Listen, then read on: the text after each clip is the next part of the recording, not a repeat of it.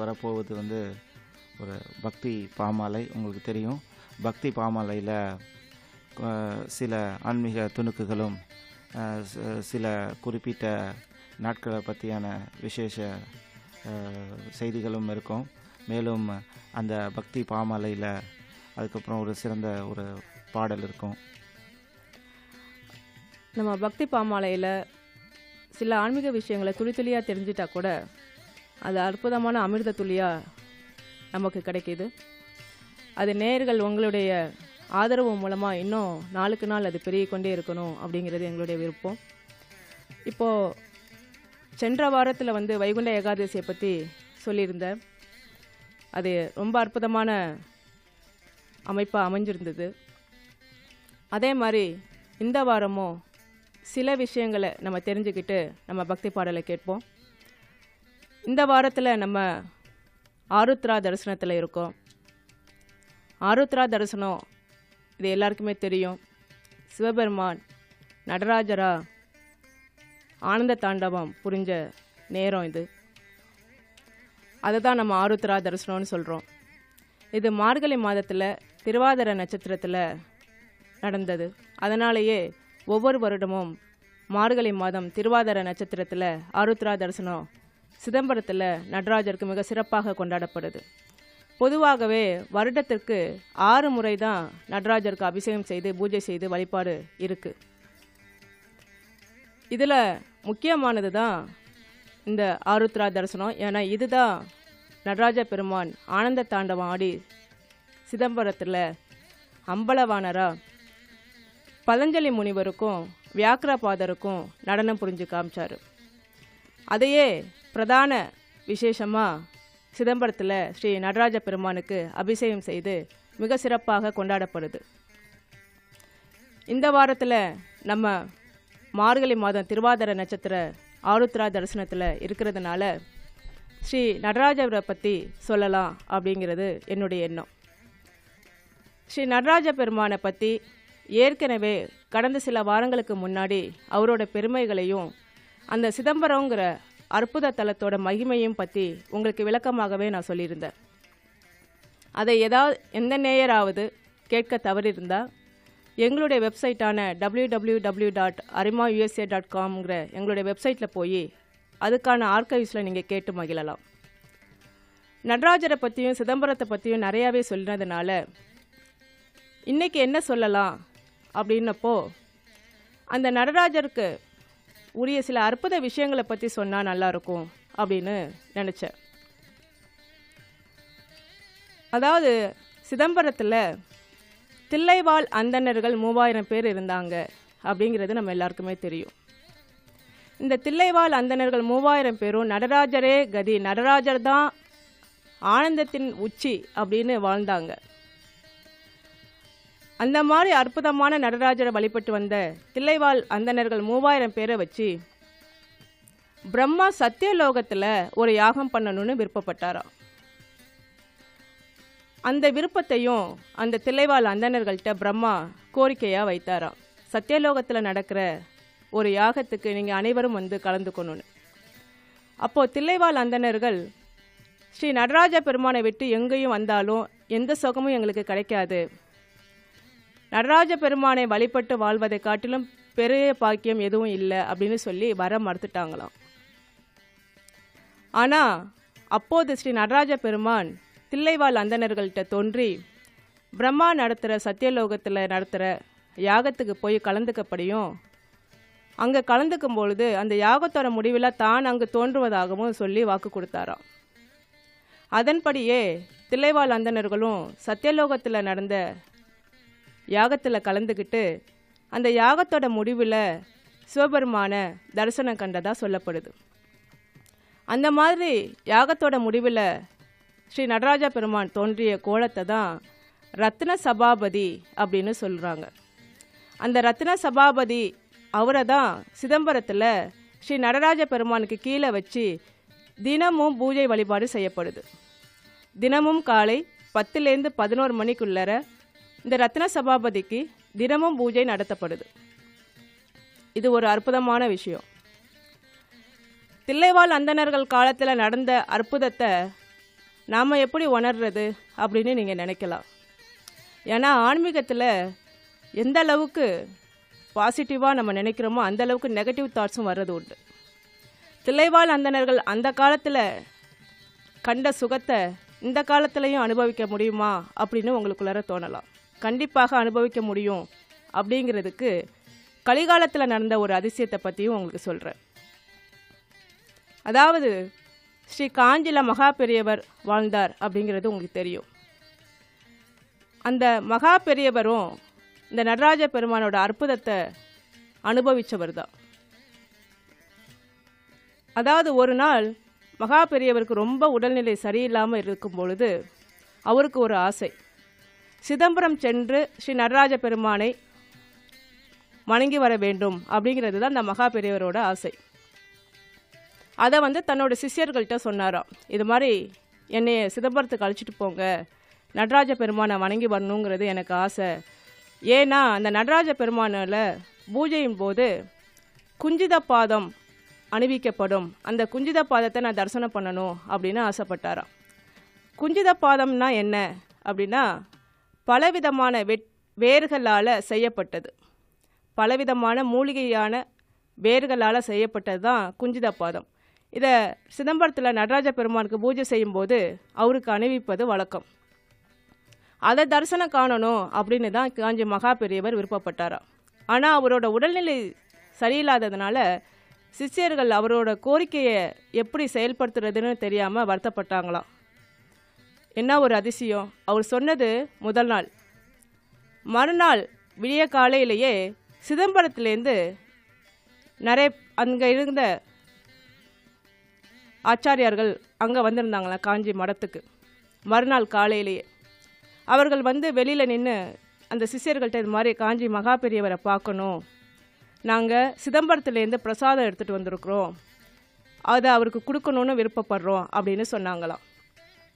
சிஷ்யர்களுக்கு ஒரே ஆச்சரியம். ஏன்னா முதல் நாள் அந்த மாதிரி ஒரு பேச்சுவார்த்தை நடந்திருக்கு, அதை செயல்படுத்த முடியலன்னு நம்ம வருத்தப்பட்டிருக்கும் போது அது விடிய காலையிலேயே அதே தளத்திலேருந்து பிரசாதம் எடுத்துகிட்டு வந்திருக்காங்க. அப்படிங்கும்பொழுது மிகப்பெரிய ஆச்சரியமாக இருந்ததுதான். உடனே அவங்க காஞ்சி மகா பெரியவர்கிட்ட போய் சொன்னேன்னா மகா பெரியவரே மிகப்பெரிய ஆச்சரியம் அடைந்தாராம். உடனே அவர்களை உள்ளே அழைச்சுவாங்க அப்படின்னு சொன்னாங்களாம். உடனே சிஷ்யர்களும் வெளியில் சிதம்பரத்துலேருந்து வந்தவங்களை உள்ளார அனுப்பிச்சாங்களாம். என்ன ஒரு ஆச்சரியம்! மகா பெரியவர் சிதம்பரம் போய் எதை தரிசனம் கண்டு வணங்க வேண்டும்னு ஆசைப்பட்டாரோ அதே குஞ்சித பாதத்தை பிரசாதமாக எடுத்துகிட்டு வந்திருந்தாங்களாம் சிதம்பரத்துலேருந்து. உடனே மகா பெரியவர் அந்த குஞ்சித பாதத்தை எடுத்து கண்ணில் ஒத்திக்கிட்டு தலையில் வச்சு மிகப்பெரிய ஆனந்தத்தை அடைந்தாராம். இந்த மாதிரி நிகழ்காலத்திலையும் இனி வரப்போகும் காலத்திலையும் மிகப்பெரிய ஆனந்தத்தை கொடுக்கக்கூடிய வள்ளல் பெற்றவர் தான் ஸ்ரீ நடராஜ பெருமான். அவருக்குரிய ஆருத்ரா தரிசனத்தில் அவருடைய பஞ்சாட்சரமான ஓம் நமச்சிவாயாங்கிற மந்திரத்தை ஓதி அவரை வணங்கி வழிபட்டால் நம் வாழ்க்கையில் கிடைக்கக்கூடிய பேரின்பத்துக்கு உள்ள ஆனந்தம் அனைத்தும் நமக்கு கிடைக்கும் அப்படிங்கிறது நமக்கு பெரியோர்கள் சொல்லப்பட்ட உண்மை. இந்த மாதிரி நடராஜர் பெருமானை பற்றி நம்ம நிறைய சொல்லிக்கிட்டே இருக்கலாம்.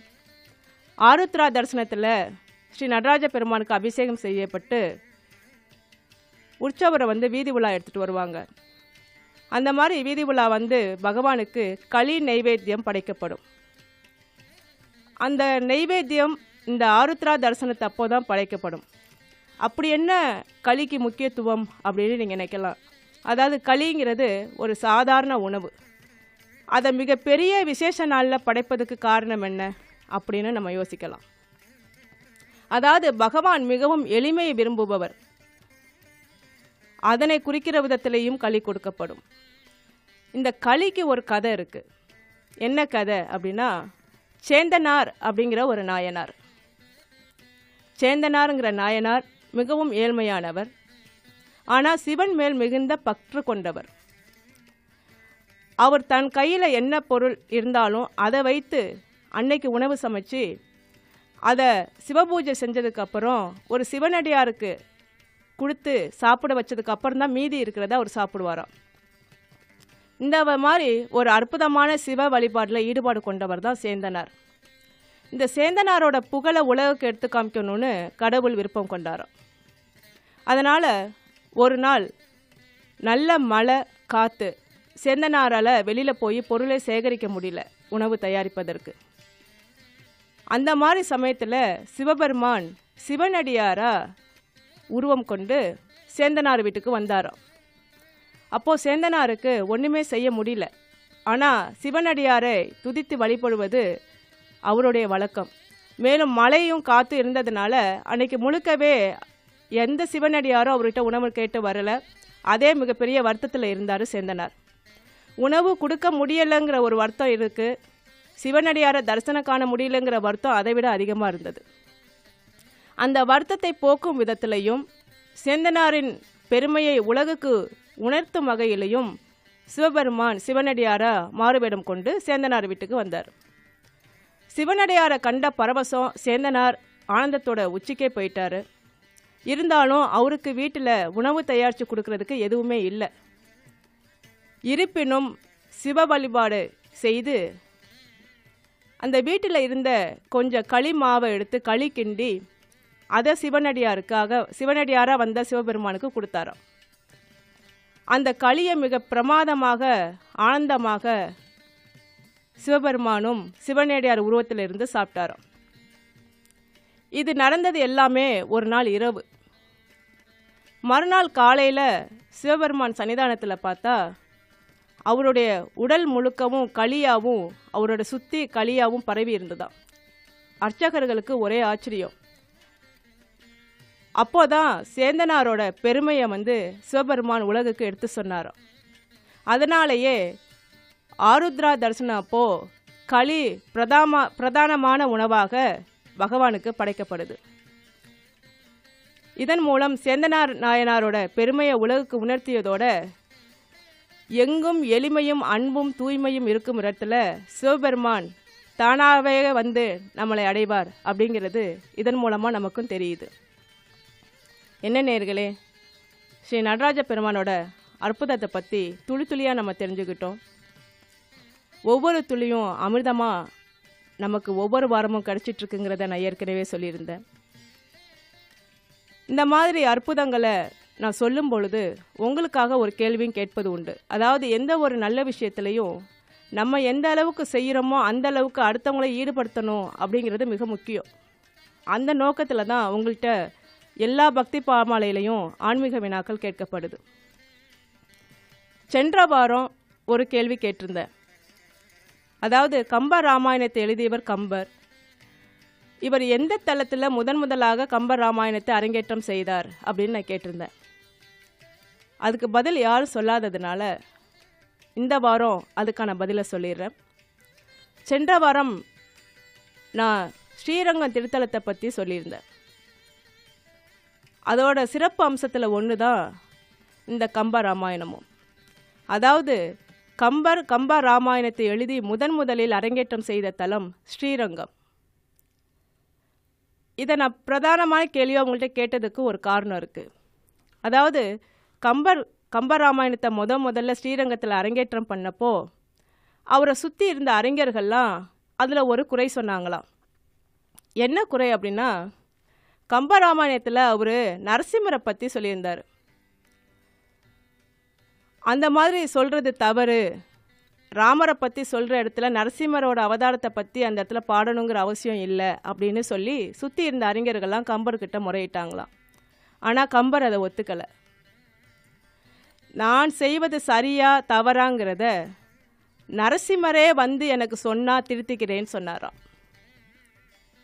என்ன ஒரு ஆச்சரியம்னா, அந்த அரங்கேற்றப்போ நரசிம்மமூர்த்தி ஒரு தூணில் காட்சி கொடுத்து கம்பருக்கும் அங்கே சுற்றி இருந்த அறிஞர்கள் அனைவருக்கும் காட்சி கொடுத்து கம்பரோட கூற்று உண்மையே அப்படின்னு சொல்லி மறைஞ்சாராம்.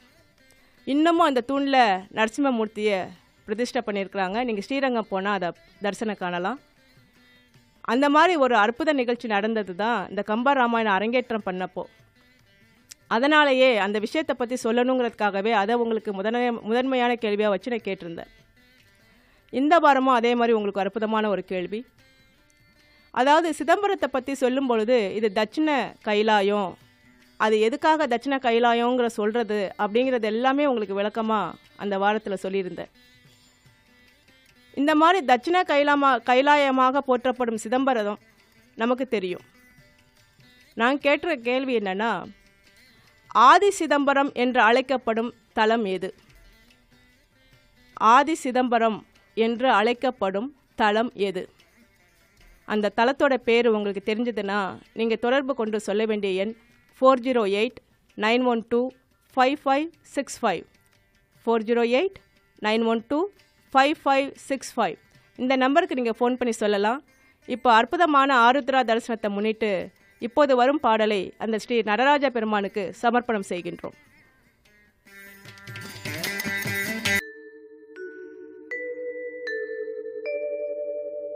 பலமே அம்பலமே பொன்னம்பல சிவமே சிவமே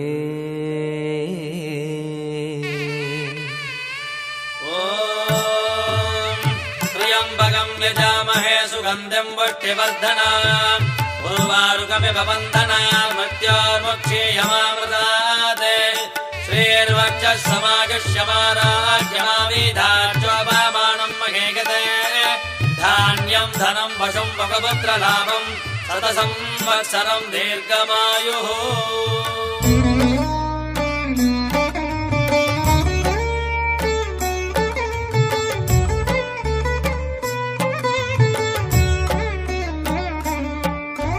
பலமே அம்பலமே பொன்னம்பல சிவமே என் பலமே அம்பலமே பொன்னம்பல சிவமே மருளும் மானோடு அருளும் அழுவோடு ஆடும் கோலமே கால்களிடம் மாற கனக சபையாட காணுதல் லாபமே உன் நெற்றி கண்ணாட நெளியும் பாம்பாட தருமங்கள் வாழுமே சிவமே சிவமே சிவமே சிவமே. ஓம் நம சிவாய ஓம் நம சிவாய எங்கள் பலமே உந்தன் பதமே ஓம் நம சிவாய. ஓம் நம சிவாய ஓம் நம சிவாய எங்கள் பலமே உந்தன் பதமே ஓம் நம சிவாய. பலமே அம்பலமே பொன்னம்பல சிவமே என் பலமே அம்பலமே பொன்னம்பல சிவமே.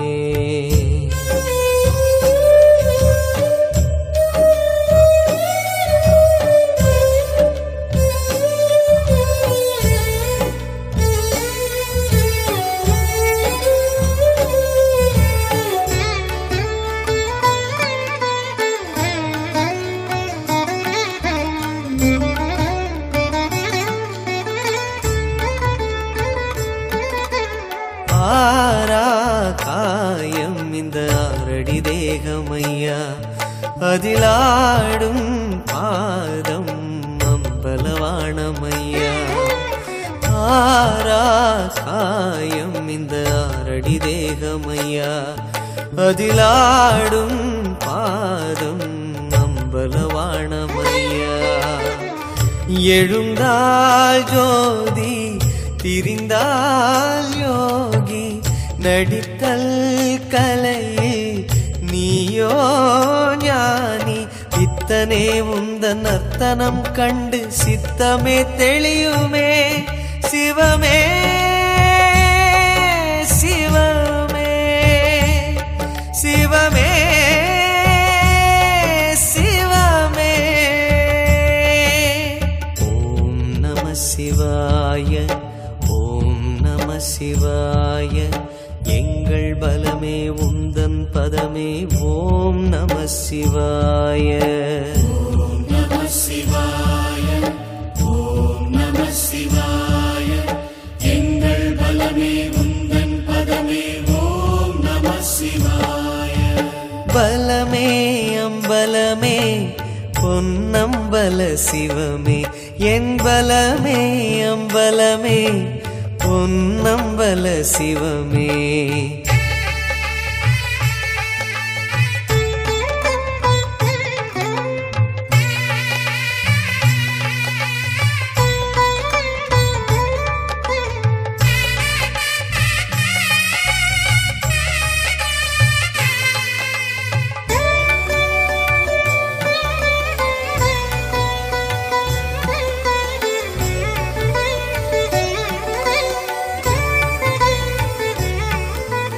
ஆடும் கூடம் உருவாய்ந்தென சொன்னது யார்? உனை தாங்கும் பேரோ ஆயிரம் சிவனடியார். ஆடும் கூடம் உருவாய்ந்தென சொன்னது யார்? உனை தாங்கும் பேரோ ஆயிரம் சிவனடியார். அண்ணாமலையோ அதன் நீள் சடையோ ஆடாதிருந்தால் அகிலம் இல்லையோ. ஐயனே நிந்தன்னை நடம் கண்ட உள்ளமே மென்மையோ. சிவமே சிவமே சிவமே சிவமே. ஓம் நம சிவாய ஓம் நம சிவாய எங்கள் பலமே உந்தன் பதமே. ஓம் நம சிவாய ஓம் நம சிவாய ஓம் நம சிவாய எங்கள் பலமே உந்தன் பதமே. ஓம் நம சிவாய பலமே அம்பலமே பொன்னம்பல சிவமே. எங் பலமே அம்பலமே பொன்னம்பல சிவமே. மருளும் மானோடு அருளும் அழுவோடு ஆடும் உன் கோலமே. கால்களிடம் மாற கனக சபையாட காணுதல் லாபமே. உன் நெற்றி கண்ணாட நெளியும் பாம்பாட தருமங்கள் வாழுமே. சிவமே சிவமே சிவமே சிவமே. ஓம் நம சிவாய ஓம் நம சிவாய எங்கள் பலமே உந்தன் பதமே.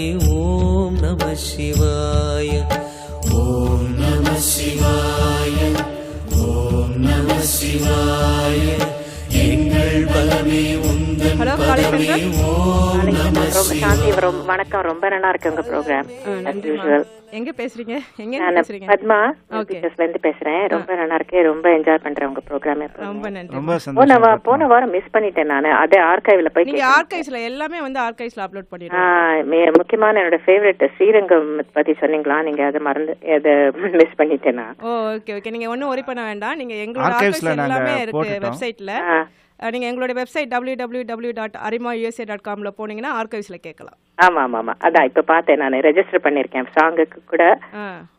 வந்து நீங்க இது கொஸ்டின் கேட்டீங்க இல்லையா, என்ன ஆதிரங்கம் இல்ல இல்ல, கேட்டீங்களா? ஆதி சிதம்பரம். அதாவது சிதம்பரத்துல ஸ்ரீ நடராஜ பகவான் இருக்காருன்னு தெரியும் இல்லையா? அந்த சிதம்பரத்தை வந்து நம்ம தட்சிண கைலாயன்னு சொல்றது உண்டு. அதே வந்து சிதம்பரத்தையே ஆதி சிதம்பரங்கிற ஒரு தலமும் இருக்கு. அப்படியா? அந்த தலம் வந்து சிதம்பரத்துக்கு ஈடான தலம். அதனால அதுக்கு வந்து ஆதி சிதம்பரம் ஒரு குழு ஆருத்ராவுக்கு ரொம்ப விசேஷமான இடம். அந்த தலத்தோட பேரை தான் நான் கேட்டேன். ஓகே ஓகே ஓகே, நான் மிஸ் அண்டர்ஸ்டாண்ட் பண்ணிட்டேன். ஓகே. பட் எனிவே ரொம்ப நல்லா இருக்கு உங்க ப்ரோக்ராம். நீங்க ஆர்கைவ்லும் கேக்குறேன். கேளுங்கம்மா. ஒரு பாட்டு கூட ரிக்வெஸ்ட் பண்ணிருக்கேன். ஆக்சுவலி ஸ்ரீரங்கத்தை பத்தி உங்கள்கிட்ட ஓல்ட் சாங்ஸ் எல்லாம் இருக்குமா? நீங்க என்ன சாங் கேளுங்க, ரெக்வெஸ்ட் பண்ணுங்க. நாங்க இருந்தா டெஃபினட்டா உங்களுக்கு அதை ஒளிபரப்புறோம். நான் ஓல்ட் சாங் ஒன்னு கேட்டிருக்கேன். கண்டிப்பா கண்டிப்பா. சரி, ரொம்ப நன்றி. ரொம்ப நன்றி. ஆர்கைவ்ஸ்ல கேளுங்க. Okay okay, thank you thank you. என்ன நேர்களே, நீங்க வந்து அற்புதமான காலை தென்றல் நிகழ்ச்சியில் இருக்கீங்க. ஹலோ காலை தென்றல், வணக்கம். ஹலோ, நான் மகேஷ் சானுசில இருந்து பேசுறேன். வணக்கம் மகேஷ். ஹலோ ரமேஷ் அண்ட் சாந்தி, உங்களோட ப்ரோக்ராம் ரொம்ப சூப்பரா இருக்கு. I just wanted to convey wonderful job that you guys are doing.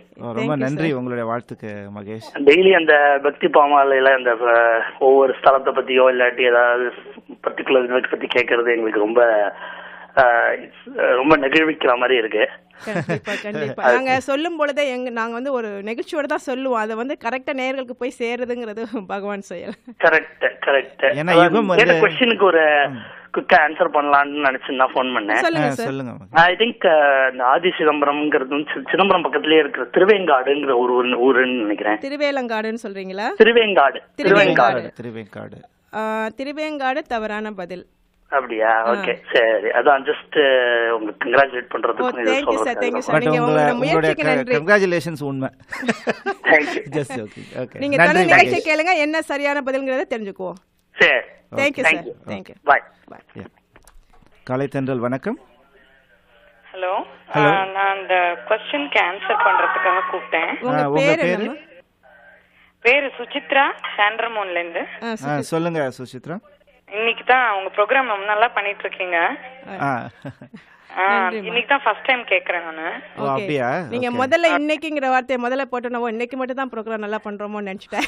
இல்ல நான் இப்பதான் நான் கார்ல போறப்போ ஜஸ்ட் டியூன் இன் பண்ணேன். யூசுவலி இந்த டைம்ல மலையாளம் ப்ரோக்ராம் வரும் இல்லையா? இல்ல சாட்டர்டே 10 to 12 நாங்க தான் பண்றோம். ஓகே. காலை தென்றல் ஒரு few months ஒரு 6 months மேலே ஆயிடுச்சு. 6 months மேலே ஆயிடுச்சு. அதாவது தமிழ் வருடப்பிறப்புக்கு சென்ற வருஷம் ஆரம்பிச்சோம். என்ன ஓடிட்டு இருக்கு அதுல. ஓகே. அதுதான் இந்த ஆதி சிதம்பரம் வந்து முன்னாடி ரொம்ப நாள் முன்னாடி திருவெண்காடுன்னு படிச்ச மாதிரி ஞாபகம் ஆயிடும். மகேஷ்ங்கிற ஒரு கூட திருவெண்காடு அப்படின்னு தான் சொன்னாரு. அப்படியா? ஓகே. நான் அத டியூன் ஆஃப் பண்ணி வச்சிருக்கேன். ஓகே, அது தவறான பதில்னு சொல்லியிருந்தேன். நீங்க தொடர்ந்து முயற்சி பண்ணுங்க, நம்ம என்ன பதிலுங்கிறத நம்ம தெரிஞ்சுக்குவோம். சரிப்பா. நன்றிமா. நன்றி.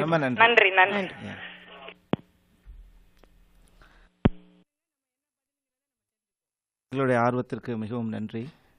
ஸோ மேலும் உங்களுடைய உற்சாகத்தில் தான் இந்த ப்ரோக்ராமை மேலும் நல்லா பண்ணணுங்கிற ஒரு உற்சாகம் எங்களுக்கு வருது. அதாவது ஒரு நாள் கூட அதை எக்ஸாம் எழுதுனா என்ன ஒரு ஃபீலிங் இருக்குமோ அந்த ஃபீலிங்கோட தான் நாங்கள் இந்த சாட்டர்டே 10 to 12 வந்து உட்காந்து பண்ணுறோம். அந்த அளவுக்கு வந்து எங்களுக்கு வந்து அந்த ஊக்கத்தை கொடுத்தது உண்மைக்கே நேயர்கள் உங்களுடைய பெரிய ஆதரவு தான். எங்களுடைய சார்பாக, அரிமா சார்பாக நாங்கள் எல்லாரும் உங்களுக்கு மனமார்ந்த நன்றியை தெரிவிச்சுக்கிறோம். இப்போ நம்ம அடுத்ததாக வந்து அடுத்த பாடலை கேட்கறதுக்கு முன்னாடி ஒரு சின்ன விளம்பரத்துக்கு இடையில போயிட்டு மறுபடியும் நிகழ்ச்சியை தொடர்வோம்.